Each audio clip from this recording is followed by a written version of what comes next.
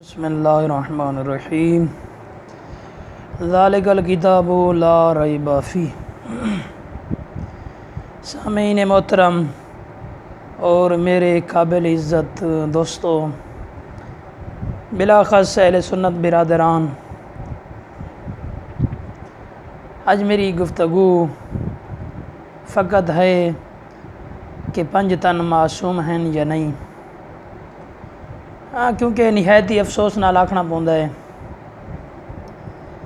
کہ یہ جو لوگ جنہوں نے قرآن پڑھا تک بھی نہیں ہے، قرآن کو سمجھا تک بھی نہیں ہے، بس فقط عربی جملوں کو رٹا لگا کر مردوں کو بشکوانے کے لیے، بمقصد پیسے حاصل کرنے کے لیے، بمقصد ترابیاں، باقی سمجھنے کے لیے اس قرآن کو انہوں نے حفظ نہیں کیا۔ صرف کیا ہے کہ پیسہ ہمارے ہاتھ میں آ جائے، اس لیے ہم نے قرآن کو حفظ کیا ہے، ہم حافظ قرآن ہیں، یہ ہمارے 10 سال کے بچے حافظ ہوتے ہیں، یہ ہمارے 7 سال کے بچے حافظ ہوتے ہیں۔ ایسی حافظیت کا کیا فائدہ جس کو یہ بھی پتہ نہ ہو کہ قرآن نے کس چیز کو حلال کیا ہے، کس چیز کو حرام کیا ہے۔ نہ، بس جی فلانا حافظ قرآن ہے، جی ایسے حافظ قرآن جہنم میں جائیں گے جنہوں نے قرآن کے خلاف فیصلے کیے۔ جی ایک مولانا بنا پھرتا ہے، مولانا اشرف آصف جلالی، میری فقط آج اس سے گفتگو ہے۔ اس نے 2 جملے کہے، ہاں خدا اس کو واصل جہنم کرے کہ جس کی زبان سے ایسے جملے نکلے جو خود اپنے بارے بھی اچھی طریقے سے نہیں جانتا، اس سے اب جا کر پوچھا جائے کہ برادر محترم شکیات نماز کیا ہیں اور کس طرح ہیں، اگر وہ بتا دے آ کر میری داڑھی صفا کر لینا۔ ہاں، ان کو کچھ بھی نہیں آتا، بس فقط شیعہ اور سنی کو آپس میں لڑانا جانتے ہیں۔ میں قرآن سے گفتگو کرتا ہوں، میرا مقصد فقط قرآن ہے، میں قرآن سے ہی بحث کرتا ہوں۔ اس نے کہا ہے کہ 5 تن میں سے جو 4 تن تھے، محمد مصطفیٰ کے علاوہ جو باقی 4 تھے وہ معصوم نہیں تھے۔ کیوں؟ کیونکہ ان سے غلطی ہو جاتی ہے، جس طرح علی نعوذ باللہ کفر نباشد اللہ اس کو غارت کرے، جس نے یہ جملہ کہا کہ جناب سیدہ فاطمہ الزہرا سلام اللہ علیہا خطا پر تھی۔ میں اس سے ایک سوال کرتا ہوں، سوال میرا فقط یہی ہے کہ ایک بادشاہ کرسی پر بیٹھا ہے، اس بادشاہ کے پاس چل کر گئی ہیں جناب سیدہ، جو کرسی پر بیٹھا ہے وہ کون ہے اور جو سامنے کھڑی ہے وہ کون ہے؟ جو کرسی پر بیٹھا ہے وہ مصطفیٰ کے ٹکڑوں پر پلنے والا، مصطفیٰ کے ہاتھوں دین قبول کرنے والا، ہاں پہلے شرابی بھی تھا، پہلے بتوں کا پجاری بھی تھا، ہر قسم کا فسق و فجور اس میں تھا، اور جب محمد مصطفیٰ کے پاس آیا 40 سال بعد، 36 سال بعد، 45 سال بعد، نہیں پتہ کتنے عرصے بعد آیا، تو مصطفیٰ نے اس سے کہا کہ یہ دین ہے، اس میں شراب بھی حرام ہے، اس میں زنا بھی حرام ہے، ہاں شراب بھی نہیں پینی، یہ چیز جو قرآن نے حرام کی ہیں ان کو چھوڑ دے، جن کو جائز کیا ہے ان پر عمل کر۔ تو جس کو محمد مصطفیٰ نے کہا اس کی عمر کے 45 سال بعد، 40 سال بعد، اتنے عرصے تک وہ مشرک تھا۔ جو بتوں کا پجاری کرتا ہے وہ کون ہے؟ ہاں، جو بتوں کا پجاری ہوتا ہے وہ کون ہے؟ خود فیصلہ کرنا، تو میں نام نہیں لیتا، نام جب بھی لوں گا تو فساد گردن میں آ جائے گا، جی یہ گستاخ اصحاب رسول ہے۔ ہاں اب میں تم سے پوچھتا ہوں کہ یہ بتا، اصحاب رسول کی عظمت زیادہ ہے یا آل رسول کی عظمت زیادہ ہے؟ اگر کسی شیعہ نے کسی بھی اصحاب کے خلاف کوئی بات کر دی تو جلوس روڈوں پر آ جاتے ہیں، جلوس نکل آتے ہیں کہ اس نے اصحاب کے خلاف بحث کی ہے۔ میں کہتا ہوں تو نے آل کے خلاف بحث کی ہے؟ تیرے خلاف تو کوئی آواز نہیں اٹھاتا۔ وجہ کیا ہے؟ سپریم کورٹ میں بھی تیرے اپنے آدمی ہیں، اچھا علماء کانفرنس میں بھی تیرے اپنے آدمی ہیں، حکومت بھی تیری اپنی ہے۔ تو آل رسول کے خلاف جو بکواس تیرے دل میں آتی ہے تو کر گزرتا ہے۔ تو نے قرآن کا بھی حیا نہیں کیا، تو نے محمد مصطفیٰ کا بھی حیا نہیں کیا۔ ہاں جب 2 دلیلیں دیتا ہوں قرآن سے، 2 دلیلیں، اس کے باوجود بھی اگر تو نہیں مانتا تو تو مسلمان بھی نہیں ہے۔ پہلی دلیل ہے کہ جب نصارہ آئے محمد مصطفیٰ کے پاس، تو انہوں نے کہا کہ ہم خدا کو نہیں مانتے، عیسیٰ خدا کا بیٹا تھا، ہم خدا پر نہیں مانتے۔ مصطفیٰ نے بہت بڑی دلیلیں دی لیکن انہوں نے ایک دلیل کو بھی نہ مانا۔ اس کے بعد مصطفیٰ پریشان ہو گئے تو خدا نے کہا پریشان نہ ہو، میں اس کا حل بتاتا ہوں۔ ان سے کہا تم اپنے بیٹے لے آؤ، ہم اپنے بیٹے لے آتے ہیں۔ سورۃ آل عمران پڑھ رہا ہوں، 61 نمبر آیت، خدا کا واسطہ ہے قرآن کا حیا کر جاؤ۔ تم نے نہ قرآن کا حیا کیا ہے نہ رسول کی عصمت کا حیا کیا ہے۔ جو دشمن رسول ہو وہ مسلمان نہیں ہوتا۔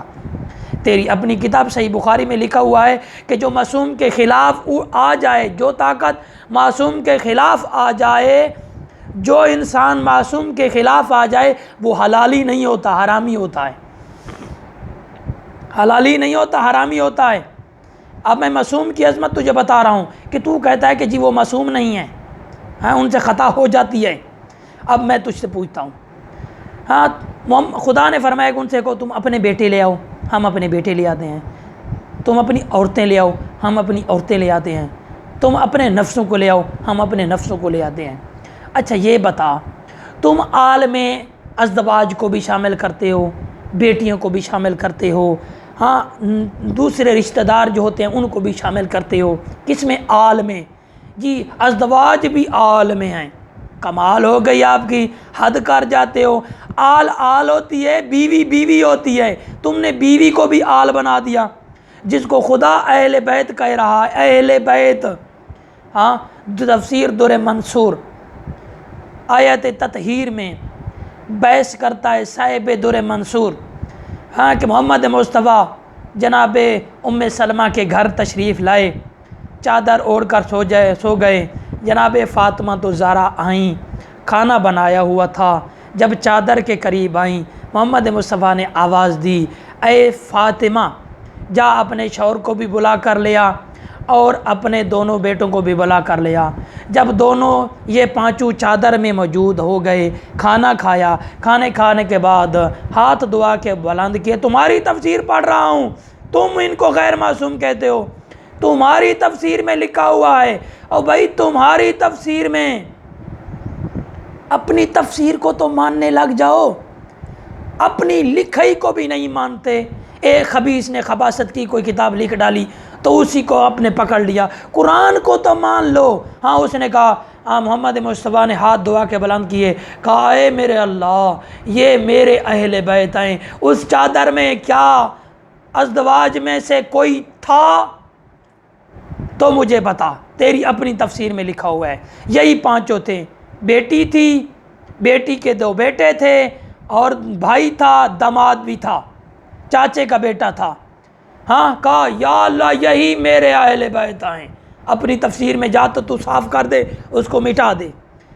یا پھر ایسی بکواس بازی ممبر پر بیٹھ کر نہ کر۔ مولانا اشرف آصف جلالی صاحب، اہل سنت برادران، ایسے کو ممبر پر نہ بٹھاؤ جس کو معصوم کا بھی حیا نہیں ہے۔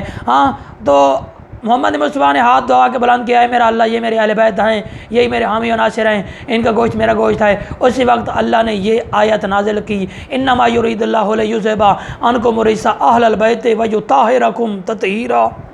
میں نے ان سے ناپاکی کو اس طرح دور کر دیا ہے جس طرح دور کرنے کا حق ہے۔ جس سے خدا ناپاکی کو دور کر دے تو اس کو ناپاک کیسے کر سکتا ہے؟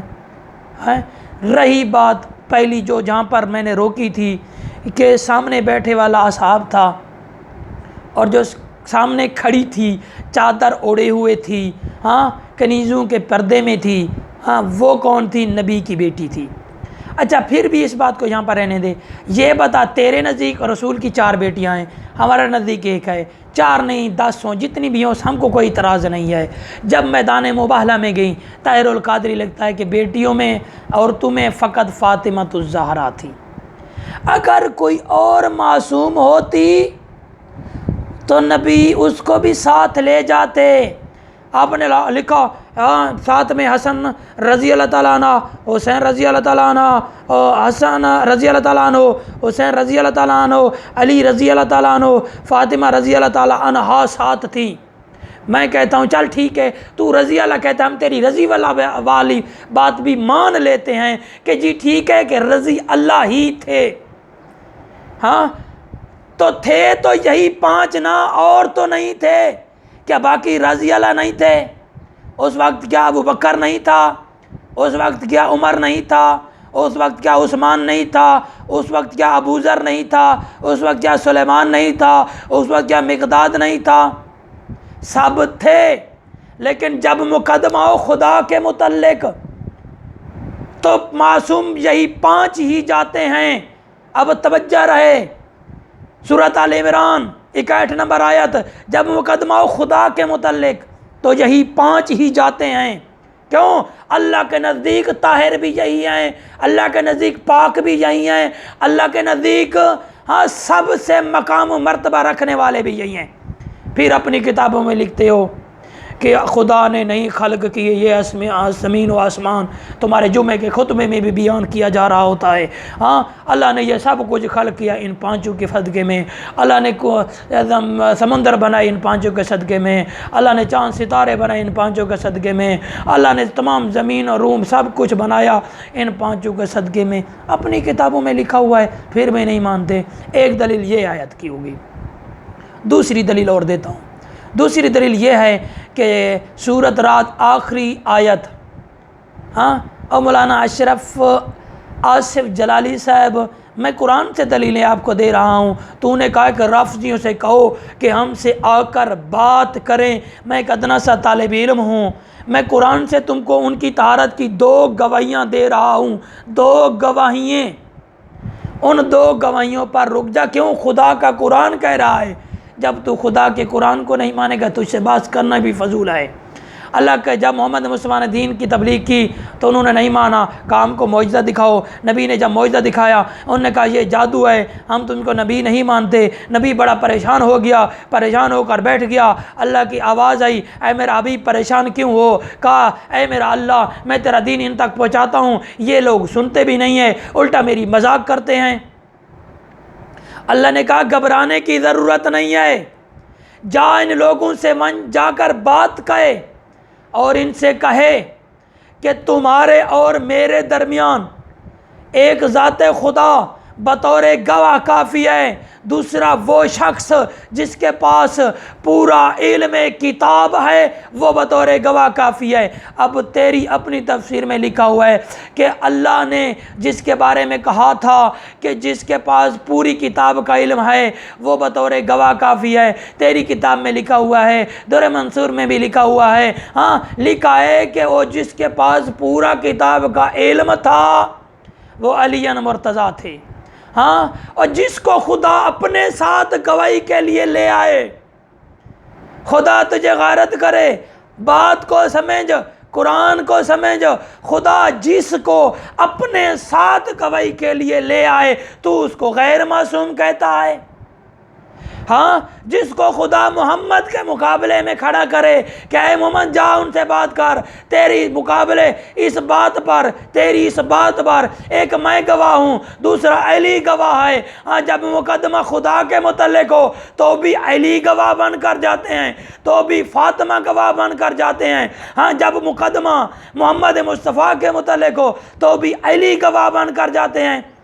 آخری بات اور آخری دلیل سورۃ آل عمران 61 نمبر آیت میں جب اللہ نے کہا تم اپنے بیٹے لے آؤ، ہم اپنے بیٹے لے آتے ہیں، تم اپنی عورتیں لے آؤ، ہم اپنی عورتیں لے آتے ہیں، تم اپنے نفسوں کو لے آؤ، ہم اپنے نفسوں کو لے آتے ہیں۔ تو حضرت محمد مصطفیٰ جن کو ساتھ ساتھ لے کر گئے، طاہر القادری نے واضح الفاظ میں بیان کیا ہے، حسن تھا، حسین تھا، علی تھا، فاطمہ سلام اللہ علیہا تھیں، ان کے علاوہ اور کوئی بھی نہیں تھا۔ ہاں آگے لکھا ہے، تو پھر سوال کرتے ہیں اللہ پر، سوال کرتے ہیں اللہ پر، جو جھوٹا ہوگا اللہ کی لعنت ہوگی اس پر۔ اب بتا اس آیت کے متعلق سچا کون ہے اور جھوٹا کون ہے؟ ہاں او مولانا اشرف آصف جلالی صاحب، اللہ نے جناب فاطمہ الزہرا کو سچا کہا ہے قرآن کی 61 نمبر آیت کے مطابق۔ مولانا آصف حسین جلالی صاحب، اللہ کہہ رہا ہے، اللہ کہہ رہا ہے، اس طرح تجھے سمجھ نہیں آئے گی۔